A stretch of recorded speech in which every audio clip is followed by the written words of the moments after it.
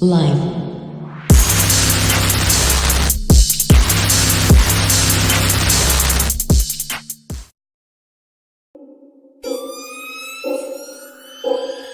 Driven.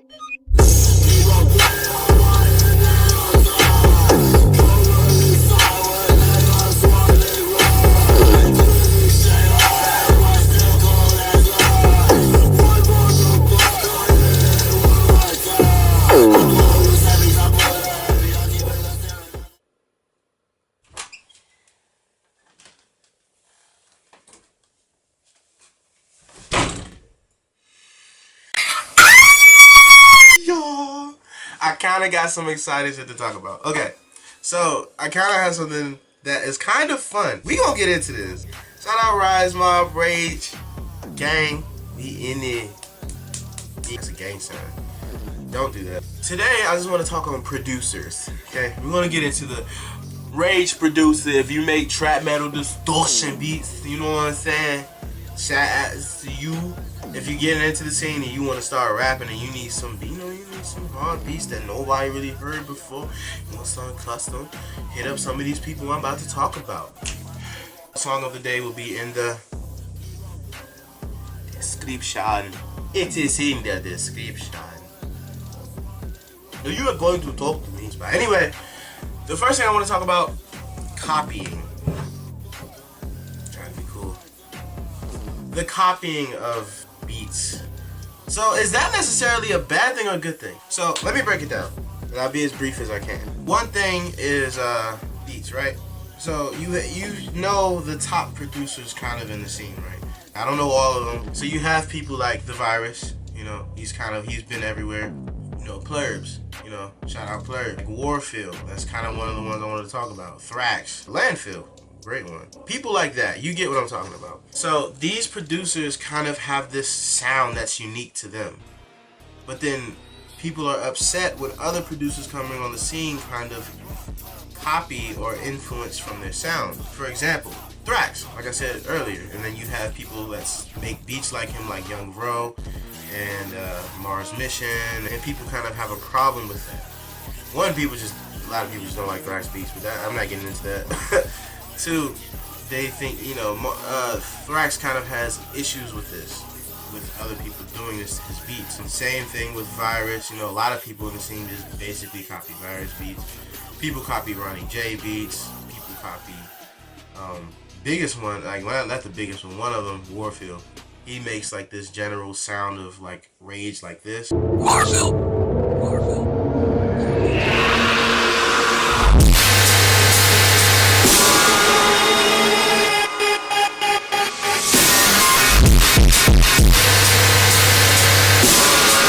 People just tend to just copy it. Like, is that necessarily bad though, is what I want to talk about. So think about it. Someone as big as the Virus, as big as Ronnie J, they make these beats, and it's kind of hard for smaller people trying to get into the scene to get one of those beats to make a song on. Right? It's a different thing when you have a type beat. So let's take an example. So let's say you hear this Zilla Kami song, right? And not that you want to copy the song, but he has a style that you really want to rap like, you want to do that type of style that Zilla does. And you can't get in contact with Thrax because it's Thrax. Thrax is big, he's busy all the time. He's always making beats for not just City Morgue, but other people. So then you can't get in touch with him. You go to someone a little smaller, Young Bro or Mars Mission. Now, they're still big producers. They're just smaller than, Thrax at the moment. And they make beats similar to him. Thrax might not like the copying, of the style that he invented. I get that wholeheartedly. Someone copying your beats kind of is probably can get annoying, people are copying your sound, but that's going to come in the scene. Again, he's one of the heads. When you think of the scene, you think of beats like that. You think of beats like Thrax, Virus, like I said earlier. When people want to have sounds like that, they go to people that they can't get them, so you go to the next best thing, something that sounds like it. Similar thing with the reverse. Like, you have this song and you want to feature from Eminem. You can't get Eminem, but there's someone that can probably deliver for vocally just like Eminem. So you get one of those quote-unquote Eminem clones to do it, and it kind of fixes the song that it kind of helps make the song that you wanted it to sound like. Is that necessarily a bad thing? Plus, they kind of they invented the sound. When rap was created, when people were rapping, other people were doing the sound. They thought they were just doing it a little better, but they were copying that. It's not that someone stole a style of rap. It's just, you know, it's just something. I don't know. Me personally, all I'm saying is I really don't see an issue with it. People want those styles of beats. You can't always get in contact with the original, and sometimes the original might either be too expensive, too far out of reach. They might not want to mess with you. You might be really small. You just want to make some songs like that. Pulse is another one. People copy Pulse's beats all the time. So is that really, you know, a bad thing that they're copying their beats? It can be annoying, I understand, but that's kind of something, one, you just have to come with, but two, what else can they do? It's kind of hard to make your own sound when you're so used to hearing things that are already established in the scene. So that's just something I kind of wanted to talk about. You decide that. I could be hella wrong. I could be 100% right, somewhere in the middle. It doesn't matter. That's just a topic that, you know, people in the scene I kind of want to think about. We're going to get into producers. So I'm going to my top 10 producers. I forgot who recommended me to do this. I think it was either Ari or Warfill. One of you. Arigatou or Warfill. So let's get into that. So, my very biased and very biased, top 10. Part 1. There is a part 2. It's only 10 producers I could put. There's a lot of producers. So, this is only part 1. My biased top 10 on video. Rage producers. It's only Rage. Only Rage. Only Rage. If you do other experimental styles, not yet. The other ones might not be on video, but they'll be done. So my top 10, we started with number 10. Just because you're lower than someone does not mean you're a worse producer than them by far. Not at all. It just means, it's just my biased top 10. It does not mean I think they're better than you. Number 10 can probably outproduce number 1. 9 out of 10 of these people on this list are my friends. I want the other one, the number 1 to be, it's number 1. I want number 1 to be my friend, but we'll see what happens with that.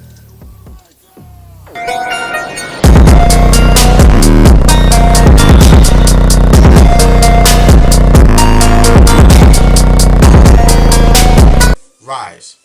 Shout out Rise, that's my good friend. Someone that I'm pretty close to. So I didn't want to biasly put him all the way at, you know, at the top. But he can basically, he's one of those producers that can do an anything type beat. He can make type beats of anything. So he can do Virus, Thrax, and he showed me like on the spot. So yeah, so shout out Rise. He's kind of unknown right now at the moment. He used to be in Wolves. I think he's going into a new collective, I'm not sure. But yeah, Rise is pretty dope. That's my brother. So shout out Rise. Me and him are gonna be working a little bit. You know, I'm not a rapper, but he's gonna help me put stuff out, and I'm just gonna do it to help get him out more too. So shout him out. His interview and other stuff with him is coming too. My boy Arigatou. Hold on a sec.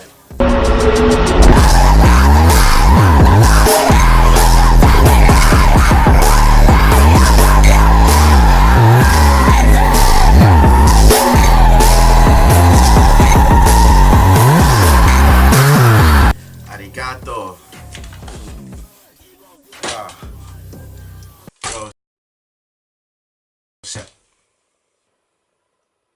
Bro, he goes hard as fuck.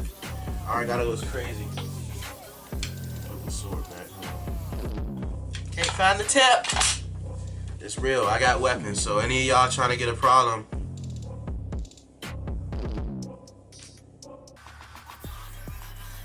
but shout out Arigatou. He makes dope beats. He's working with me as well pretty closely. Arigatou is going to be something in the channel you might see pretty often. So shout him out. That's my bro. Much love. All love coming from me. So me and him will be working pretty well. So he's dope, man. If you get a chance to buy a beat, buy one from him, please. So yeah.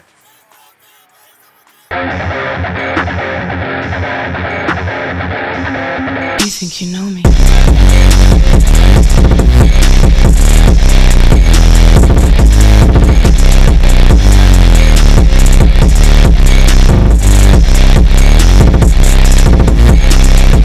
Young Threats. Shout out my boy Threats, by the way.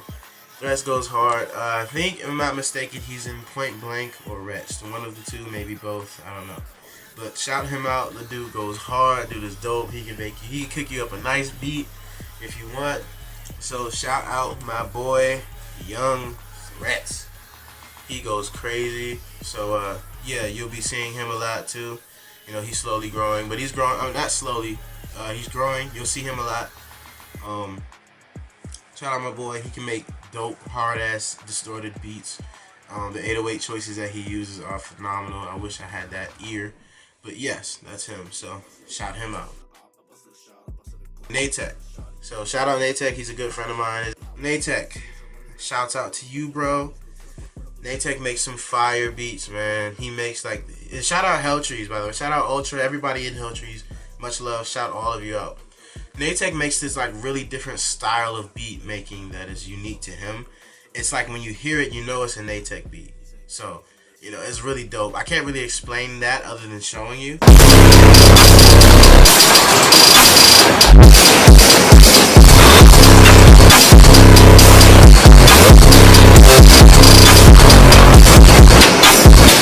But other than that, you know, that's kind of what it is. So my number 6 on this list is Ghost Castle.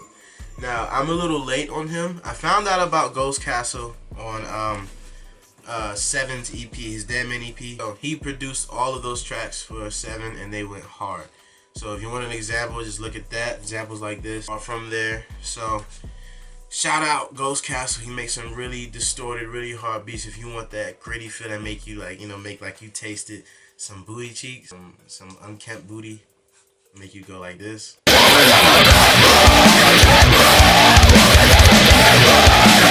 Go to some Ghost Castle. Disvstxr, and you can check out some of his stuff. I made a review on his tape. He is pretty dope, and he does all types of sounds. He does like this tribal trap. I want to say trap metal, but tribal rage beat.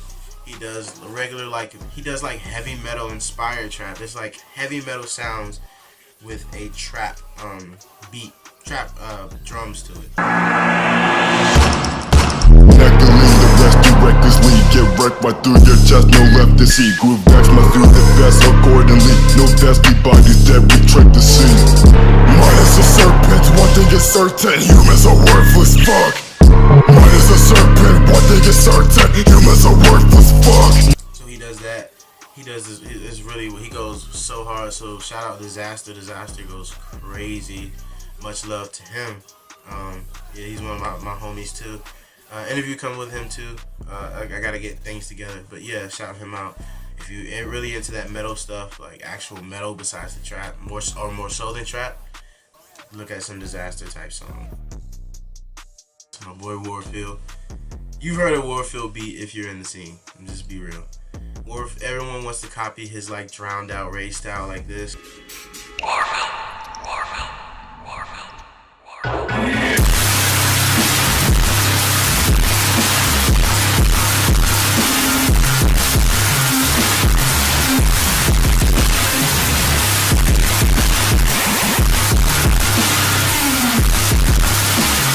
Warfill kind of just does his thingy thing, but everybody else is trying to take his thingy thing, so his thingy thing ain't really his thingy thing because everybody wants his thingy thing and it's everybody's thingy. But you know, that's just what it is. So Warfill, shout out, man. He looked just like my boy, who's not on. He's gonna be on another list. He's gonna be on part 2. I'm pretty sure. I have to put him there. So yeah, like I said, it's only in part 1. It's just only but so much producers I could put. But he looks like another producer that's gonna be in part 1. I actually interviewed him, so if you look, they look just alike. Which is ironic, is my boy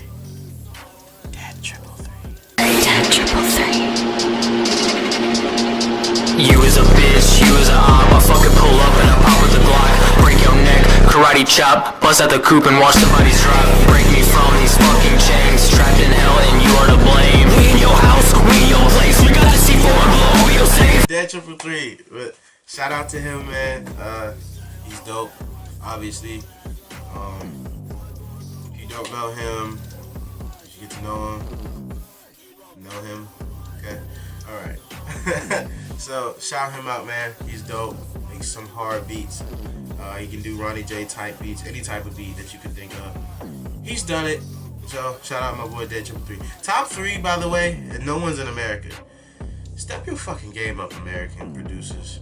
Don't let these out of country people beat us. They killing us.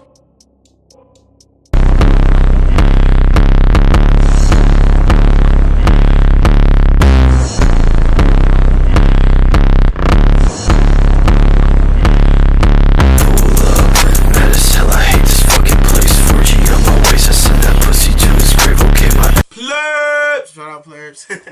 But yeah, Plurbs makes some hard stuff. He's one of Project's personal producers, along with like Stranded and whatnot. So shout him out. Plurbs goes hard on the beat.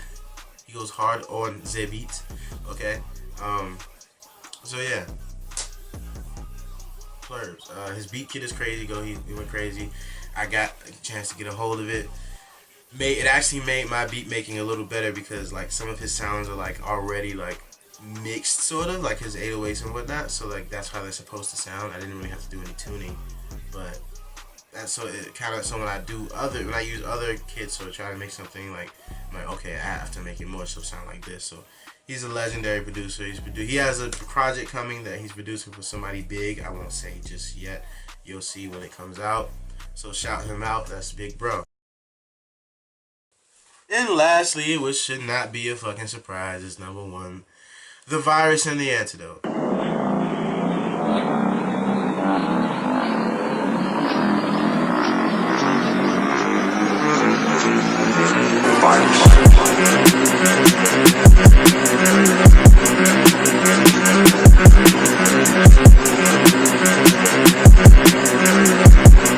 So, Midnight's very own, if you don't know him, get to know this nigga.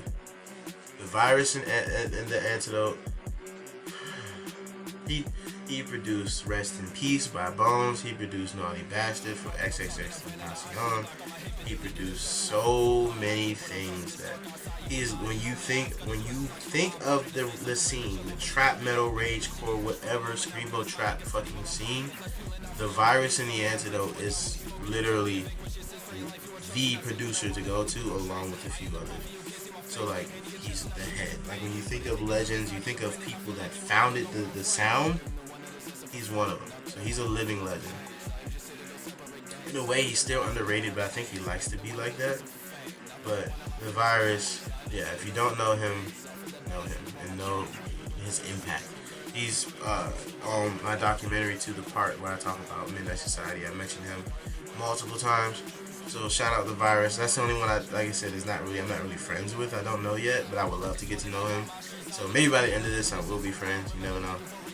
But shout out The Virus, man. So that was my very biased top 10. There will be a part 2 where other people that I definitely missed out, some I probably said in this top 10 list, will be on the next one. So shout out my boys, and we are a bit.